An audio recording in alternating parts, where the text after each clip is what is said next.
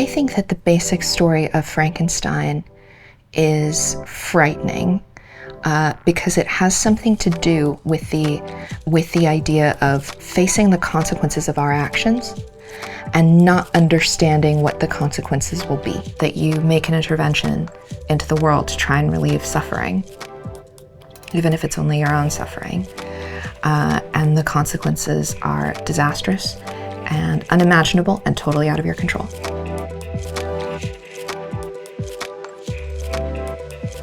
The single key theme in Frankenstein that I've chosen to focus on is the question of dealing with grief.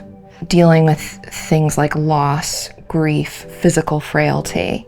These are things that human beings will always struggle with. And I think, yeah, that's part of why Frankenstein, the story, has survived in the way that it has. And it's so much of what's exciting to me about adapting it now.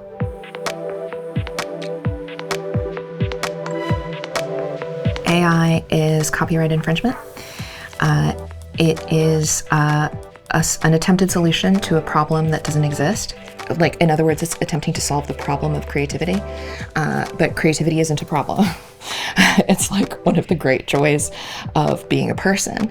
And something that genuinely scares me quite a lot about AI, apart from any issues for our industry, is the idea that basically, if you're not taught to be creative, if you're not taught to question, if you're not taught that there are problems to which a computer doesn't have the answer, then you can wind up assuming all sorts of things about what human beings like, what human beings naturally need, ways that we relate to each other, both interpersonally and politically, that are incredibly limited.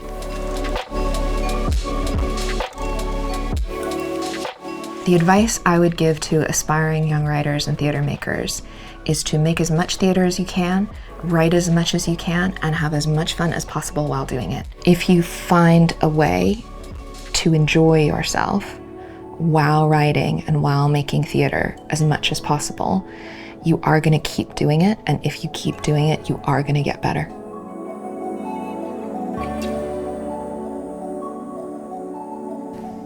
This is a terrible summary of the play in 5 words.